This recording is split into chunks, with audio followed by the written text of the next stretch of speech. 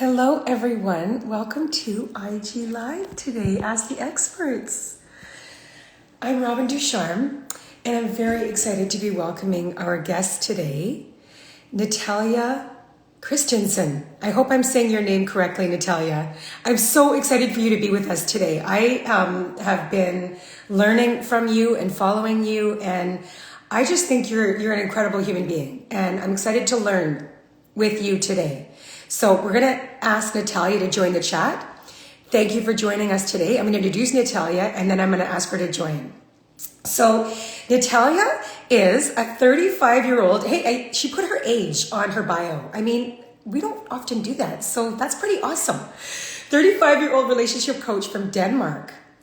And she's dedicated her life to understanding and navigating the intricate dynamics of human relationships. Today, we are going to talk about recognizing unhealthy relationships. And I think this is going to be just an awesome conversation. Those of you that are with us live, if you've got questions for Nathalia about unhealthy relationship dynamics in any way, shape, or form, I'm going to ask her your questions. I'm here to ask her. And so we've got this time. So let's do this. Okay. Okay, where are you, Nathalia? I'm going to ask you to join, and then we're going to get going. In the Okanagan, in beautiful Okanagan. So we're enjoying the sun, and I'm excited for this IG. Nathalia! Hi, Robin. I'm so excited for this time. Me too. I was lying in bed this morning, like watching all your reels and like listening to your podcast, and I'm like, I can't wait to talk to this girl. This is going to be awesome. I'm so excited to talk to you too. So Very where nice are to you? meet Are you you. in Delhi? Are you in Denmark? Where are you? Denmark. You're in Denmark? Right. Yeah. I was I've gonna never be been in to Denmark. Delhi, but Wow. then I ended up being in Denmark. I go back and forth between these two places. So Oh, beautiful. Well, thank you for being with us today. I'm excited for this topic, and I'm excited for all the questions that were submitted by our community. And I'm going to be watching the chat. We've got 30 minutes, well, actually 27. But we're going to do this, okay? all right. And I was just talking to Maya that I work with, Yeah. and I was like, we've got to book this girl for a podcast because there's so much to talk about, and 27 minutes isn't enough time. I would love to. Loving your podcast. So the first question that I want to ask is, you give a really good definition of what really, like, what does a toxic relationship look like? Because I think that word Yeah. toxic gets thrown around a lot, but Oh really, yeah. what does it mean to you? And how can we understand what a toxic dynamic is? Yeah. And okay, let me preface by saying that on social media, it gets thrown around a lot, also by me and by a lot of other content creators, right? Yeah. So, and the thing is that at this, you know, rate, everyone is going to think that they're in a toxic relationship, right? Because we can all recognize a couple of toxic traits here and there. And, by the way, am I coming through clearly with the sound? Yes. Am I? Okay. Yes, but I hear myself in an echo, a tiny echo. I don't But have it's okay. echo. Okay, good. If you don't, then it's good. Okay, so the thing is, when we list all these toxic traits, then everyone is going to say, oh, but sometimes I get jealous. Jealousy can be a toxic trait. Oh, but sometimes I do this. Sometimes I do that. The thing is that a toxic relationship, in my definition, is a relationship where two flawed people have come together and either one or both are unwilling or unable to change. Okay, so we can also have two flawed people coming together who are both willing. We are all flawed, right? So who are both willing and able to change. I wouldn't necessarily call that a toxic relationship. Okay? No. Disclaimer here, we're not talking about physical abuse. No. We're talking or about emotional abuse or no. We're talking about the whole list of things that, we all have trauma responses. Many people have complex PTSD. It's really difficult to be perfect in a relationship, right? We get very triggered. So if both or one of the people, of the partners, are not willing to change or unable to change, and the dynamics are toxic, then it's a toxic relationship, if that makes sense. The other thing that I've learned from you, which I love how you put this, it's about safety. Yeah. If you're not feeling safe in your relationship with somebody, it very well could be a toxic dynamic. Yeah. So I think that's the other thing. I was like, yeah, the safety piece Yeah. is like, it's like so critical. It's so crucial. And if you're not feeling that way, if you feel like you can't trust that person, or like they're doing stuff that is just hurting Yeah. you, like the safety piece is really, I thought that was the key. That was good. I hear you. I understand. And yeah, the safety piece is definitely a key, but there is a little disclaimer here, which is sometimes if we are traumatized ourselves, we might be conditioned to feel unsafe even in safe situations. Yes. So it Good point.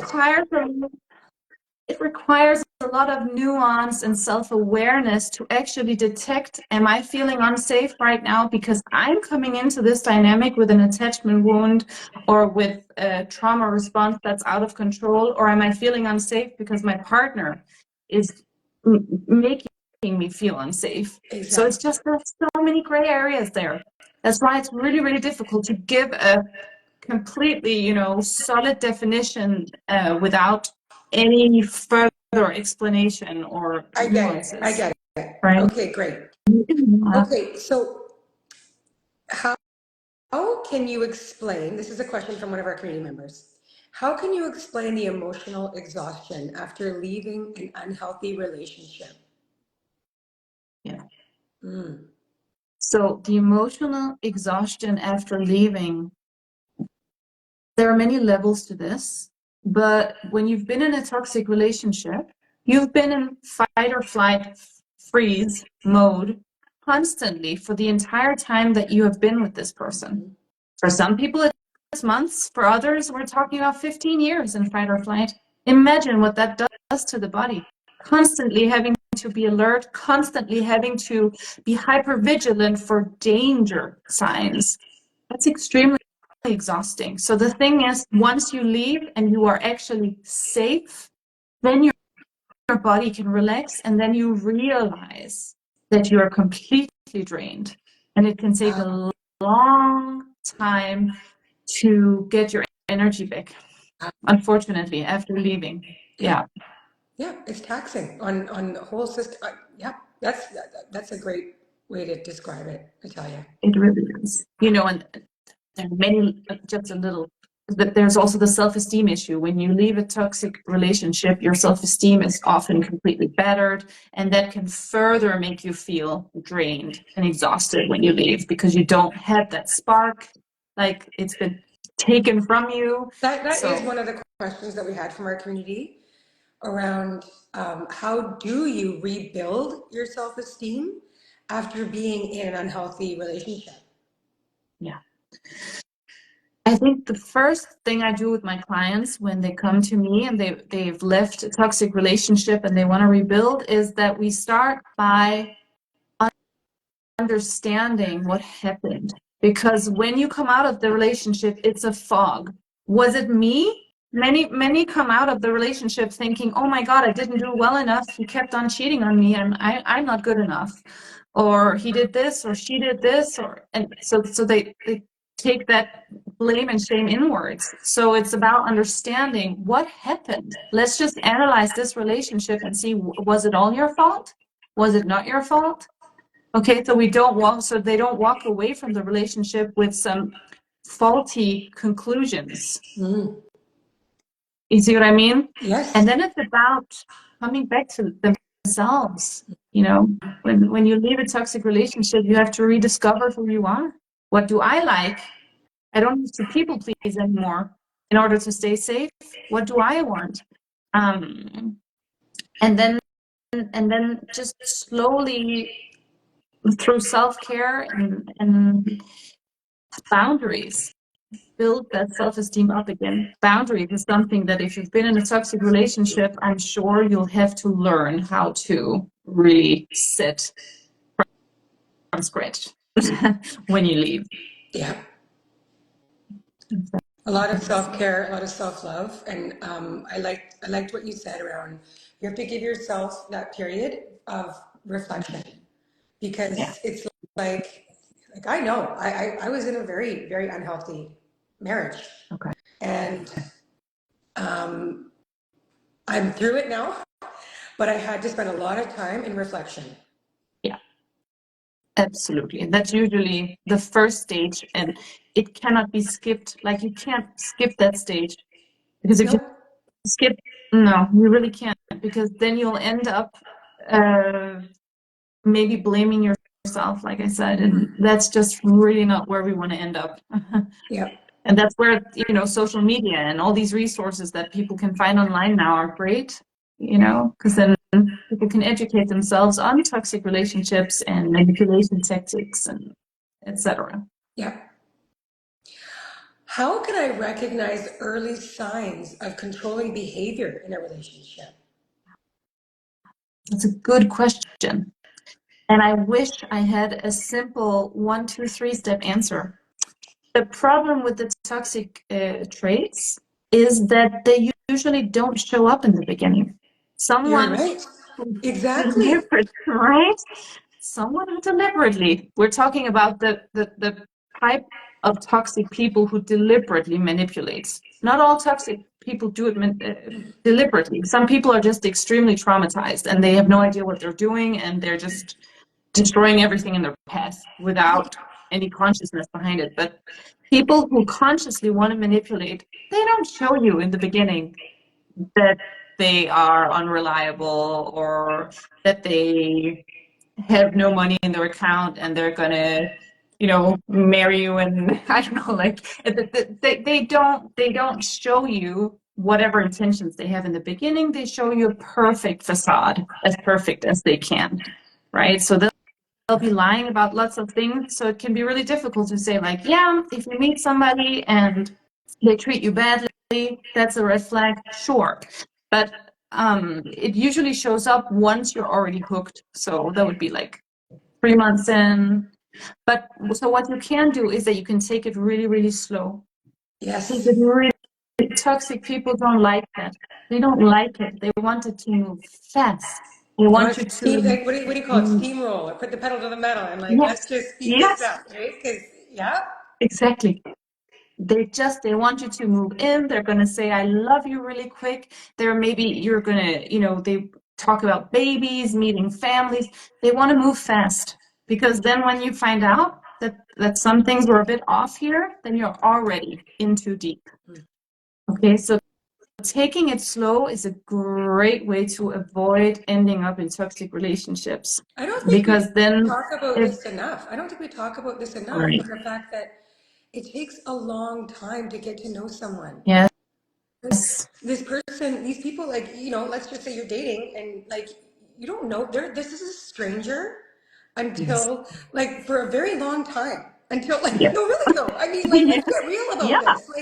Like, oh yeah, like months and months it takes to get to know some, yes, and you have to experience different things, and you have to, Terry Cole says this too. She talks about the fact that you want to, when you're with somebody new, like year, 2 years, right? Like you have to like go through the seasons together. You have to go through different input, different environments together, yes, and with different people. Like I love what you're saying here. It's yes. very important to take it slow and being mindful. That's the thing. That's a great way to avoid ending up in toxic relationships. Because, of course, yeah, when you meet someone, you can kind of notice if they're speaking disrespectfully to, let's say, the staff at the restaurant, or you can kind of watch their behavior with other people. You can also hear if they're talking about all of their crazy exes. And, there are a couple of things you can look out for, but manipulative people are smart, so they won't necessarily disclose all of that. They might know that you're looking out for that. They also have social media. They can also see, go ahead and read about the red flags and then just not do those things. So it's get to know somebody before you give your heart away, before you move in, before you introduce your whole family to them, and then there's a higher chance that you won't end up in a bad situation. Wow. Love this. Okay. What are some signs that my partner is genuinely willing to change unhealthy behaviors? Yeah. Yeah. Yeah. I would say, okay, signs that the partner is genuinely willing to change. Actions. Actions behind the words. Okay. The difference between someone who doesn't want to change is that, and someone who wants to change is that the person who doesn't want to change, they might say like, yeah, I'm going to start therapy. Yeah, I just need to find the right therapist. And the other person who wants to change has already found the therapist and started the sessions. You see what I mean? Like there's a difference. So it's not in the words, it's in the actions. It's always in the actions. You got to watch what people do, not just what they say. Oh, that's good. Okay. So I'm so curious, it's actually Nathalia. it's so simple, right? I know it But is, still but we it's like, don't. But I know we have such blind spots, and we don't. It all becomes very confusing. You go into some kind of a fog when you're in a relationship like that, and it's really difficult to see clearly. Yeah. somebody in the chat's asking this question. Yeah. What about sharing all up front, the lifestyle you live and the challenges you face to hopefully weed through those who wouldn't stay in for the long run? So I think with this, I'm just, um, I'm kind of thinking about the way that this is written, Yeah. and the way it makes me think is like being upfront, honest, and transparent from the get-go. Yeah. I hear you. Yeah, I understand. That's always a great idea. I mean, I think that's always a great idea. Will it necessarily mean that you won't pick up a toxic partner? No, because in the Yeah. beginning, in the beginning, they might mirror you, and whatever you say, they'll say like, "Yeah, I want that too. Sure." So, and then once you're actually deep into the relationship, then they'll suddenly change their mind and everything they said was a lie, and they don't want to do any of those things that they said they wanted to do in the beginning. So, yes, you can do that, and it's always a good idea for you to be open and honest about what you want out of a relationship, but it's not going to keep them from wanting to be with you or push them away necessarily. I know, and I think what you were saying before, we were just talking about, is like you you have to be yourself, honor what you need and Yeah. want in a relationship. Yeah. But it is going to take time and a lot of experience with somebody new in order for you to learn about them. Yeah. It just will. And So if you can do any, yeah, right? And if you can do any kind of, I mean, quote unquote, background check. I mean, like, do you have friends in common you can talk to? Did you go to school with someone who knows them? Like, is there any way you can get some information? With online dating, we often meet up with people we have no idea about. We know nothing about them, right? you're right. So if there is a way, I'm not saying become a complete stalker, but is there a natural way for you to gain some insight into who this person is before you decide to move in together, before you make any big moves, before you go on a vacation together? You just, be smart Do your and research. check, yeah, do some research if possible. If possible, Okay. within reason. Can you offer any tips for stopping ruminating about the relationship a year after it has ended? Yes. What often happens with toxic relationships is something called limerence. And I don't know if the listeners have heard of limerence, but limerence is a state where you go into kind of fantasy thinking about a partner. And that can make it really, really difficult to let go of the relationship. And because there is some cognitive dissonance within a toxic relationship, and you also did have those good times and you were in love, and the reason why you left the relationship was not because you weren't in love, it was because it was toxic, right? The reason why it Exactly. blew up. So that's why it can be really, really difficult to move on from a toxic relationship, because first of all, a toxic relationship is an emotional roller coaster. It's kind of like a drug. It's very addictive. You have the highs, you have the lows, and what we call intermittent reinforcement. So it's like you never know when you're going to get that good love from the toxic person. So you're always waiting. like someone with a gambling addiction, just waiting for the next jackpot.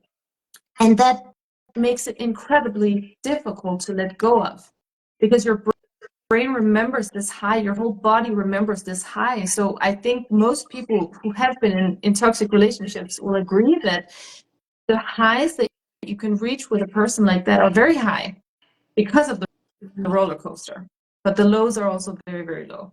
So we can end up having this fantasy about the good times with our ex, with our toxic ex, right? So it's about realizing, again, about education. Educate yourself. If you keep thinking about your toxic ex, educate yourself on limerence. Understand that it's not that romantic, actually. It has to do with hormones. It has to do with intermittent reinforcement. It's actually pretty tangible. And then the romance, the glitter gets taken away from the situation. And so limerence, look up limerence, and then try to understand the ins and out of limerence, and you won't find it so romantic anymore. Then it just becomes a little bit of a, I don't know, sad, or it's like that really makes you want to focus on something else and move forward. Yes, something that I remember Guy Winch. He Mm-hmm. has this amazing tool that he gives people going through breakups. Yeah. He's like, I want you to make a list of all of the bad things that happened in this relationship. Yeah, that's a Like, good one. just pour it out, put it on paper, and like keep on going, right? Because, and then that's what he's like, that's what I want you to reflect on. Yeah. Like, because like you're saying, like our minds will go to the good and the limerence. But what we, like in this particular example, like if you're coming out of a toxic relationship, actually focusing on what happened that was not good and unhealthy, it's important to keep that top of mind, because it's like, actually, this was very hurtful. Absolutely. Anyways, I It's thought one it of was a the really first good things tool. you I could was like, do. that's good. Yeah, it's a great tool. And it's definitely, and it's even one of the first things when you get out of a toxic relationship, you go and you write that list immediately. Because in the beginning, first couple of weeks, first months, that's the withdrawal period, right? That's the hardest time. The problem with the list sometimes can be that in our brains, we know that that's not the whole truth. So there can be like a switch where it's like, oh, but it's not true that this person was only horrible. There was also some good times. So I usually recommend the list in the first stages of the relationship. And then when we come to more of the acceptance stage, we accept that this person was a person who had both good and bad, but the bad was unacceptable. Yep, that was unacceptable. Good. I Yeah. like how you said that. Absolutely. Okay, if you have a friend who is choosing to stay in a toxic relationship, what are some tools you can use to support them? Yeah. Oh, I like that question. It's a great Because question. we all know Yes. somebody that's in a bad relationship that's totally not good for them. And Yeah. you're like, oh. I know, and it can be right, and it can be so frustrating. No, It can be and so frustrating. you love that person and you want to support them. So it's all of it, right? Yeah, and for many friends, they feel like they have put so much effort in maybe trying to help that friend leave the partner many times, and then he keeps going back to her, or she keeps going back to him. So don't leave your friend. No. Don't leave your friend, because what happens in toxic relationships is often isolation, Yes. more and more isolation, because when you're in the toxic relationship, you know that your friends don't like your partner, you know that your parents don't, you know that your family knows what's going on after you've been through a couple of rounds of maybe leaving and going back and leaving and going back, or big dramatic breaks, or whatever it has been. Practice patience is what I would say to the friends, because you can't force your friend to leave. No. But when he or she is ready, they are ready, it would be really nice if they could still feel that they could come to you for support. Mm-hmm. Because for many, they end up being completely isolated, and then it's even more difficult to leave. But it's a big ask. It's a lot to ask of a friend to be able to stick around and witness this unhealthy relationship unfold Well, and without. especially if there's like, there's behaviors that are affecting your friend, probably. Like, Yes, there. you're Of course right. there It's like are. the Yes, dynamics are not good, and so you're just like, ooh. Yeah. exactly. Yeah. But stick around. Have That's really patience. good Maybe, advice. yeah, you can take a bit of a distance if it's too difficult for you, but don't leave completely. Let your Yeah. friend know that you're always here. Yeah. Right. So something, Natalia, you talk about, which, like, I love this. You talk about radical self-acceptance. Yeah. And I just wondered, like, for those that are watching and gonna watch the recording, and just what does that mean? And why is radical self-acceptance so important for us? Yeah. Like to adopt, and then also in our relationship. What does that look like? It's really hard to achieve, but it's also really healing. Um, because whether we like it or not, we are super flawed, all of us. We have many unhealthy behaviors. We have strengths and weaknesses, and it's really easy for us to accept our strengths, but we cannot accept our weaknesses. And so that really has a big impact on our self-esteem. And our self-esteem has an impact on what kind of partners we choose. So it's kind of like a vicious cycle. So you want to build a good self-esteem, so you end up with a good partner, and you want to have a good partner so you can continue having good self-esteem, right? But it's about accepting the fullness of who you are instead of only accepting the good. Accepting yourself when you're at your lowest, when you've been eating pizza in front of the TV for a whole week. It's really hard to do. I mean, I'm still struggling with it, but it feels better than self-hate, even when you're going through the tough times. Accepting the fullness of who you are. I love that. Yeah, That's good. it's Yeah. very hard, but it's if you can just achieve just a small percentage of that, Yeah. then your life will be so much better. Yeah. No expectations that anyone can achieve it 100%. No. It's very hard, but But I really like what you aim just said. towards it. I really like how you just said that, don't tell you how it's like your your self-acceptance of your Mm, fullness, the fullness of who you are. It of course that affects the relationships that you are in. Like it yes. affects the relationships you have with your family, your friends, your partner, the partners you choose. Like it's all like. Anyways, that's really well said.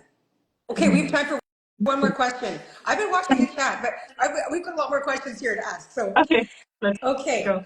Um, well, actually, this one has to do. This is good. Like, okay, this is about narcissism. Okay. Can you explain the difference between covert and overt narcissism? And actually, Okay. you did a reel on this, Natalia, and you said the result is the same, but like they're Yes. presented differently. It's two different roads to the same thing, which is manipulation, control, emotional abuse. But overt narcissism is that type of very stereotypical egocentric persona. Look at me, very vain, very loud. Um, you know, do you say sharp elbows in English? Do you say that as well? Or is it just a Danish thing to say that? Well, I don't know Sharp if we say elbows? sharp elbows, but I get the analogy. Yeah. Okay, it's a Danish. I think it's a Danish thing to say that. I But think it is. you're someone who don't care if you walk all over people, Mm. um, Oh, and yeah. you're more direct in the abuse. It's more direct, where the covert is more the one who always plays the victim to get what she wants, or he wants, or they want. Someone who always who doesn't say things directly, but who makes you feel guilty, who uses all these manipulation tactics, but not necessarily someone who is very loud or who is very, what we would perceive a narcissist to be, unless we've really gone into the material and understood it on a deeper level. So Those are it's the tricky ones. more difficult to detect. What? Those are the tricky ones. Yeah, it's more difficult to detect with the covert because they can look like the victim. It's like poor me, or they guilt trip. It's it's way more difficult to detect, Mm-hmm. you know. Yeah. There'll be a lot of triangulation, gossip, but it can take a little while to figure the covert one out. Where the overt one, it's a bit easier. Yeah. But in the end, the motives are the same. In the end, the motives are the same. It's two routes to the different towards the same goal. Yeah. Yeah. So Well, we're out of time, and it always goes by so fast, and I'm like, oh. But yes. I'm gonna book you for the podcast so that we can talk a lot more about this in future. And I want to thank you so much for sharing so much with us today, your wisdom, and like I really do. I love you. You're like the best. Oh, I love So you, Robin. thank you very much for joining us from Denmark. Yeah, I know, right? Where are you exactly? So right now Which I'm city in are you in? Vernon, BC, in the Okanagan, Okay, in awesome. Canada. I live in Victoria, but I'm on holiday with my Okay, family right now, and we're having a great time. So, that's but amazing. thank you very much for joining us. And You're you're so what? So welcome. you've got your Instagram is Nathalia Christensen, Yes. and you're on TikTok, you're on Instagram, you've got your website, and I think you're an amazing YouTube. teacher, and you offer us like really tangible tools. So I appreciate the work you're doing in the world. So much. And I work with clients one-on-one. Yeah. And if people do want to check that out, then it's through the link in my bio, either on Instagram, TikTok, or YouTube. Okay, well, I'll make sure I put all that in the show notes. So thank you so much. Okay, Enjoy the rest of your okay, thank day. you, Robin. Bye Bye. bye. Bye.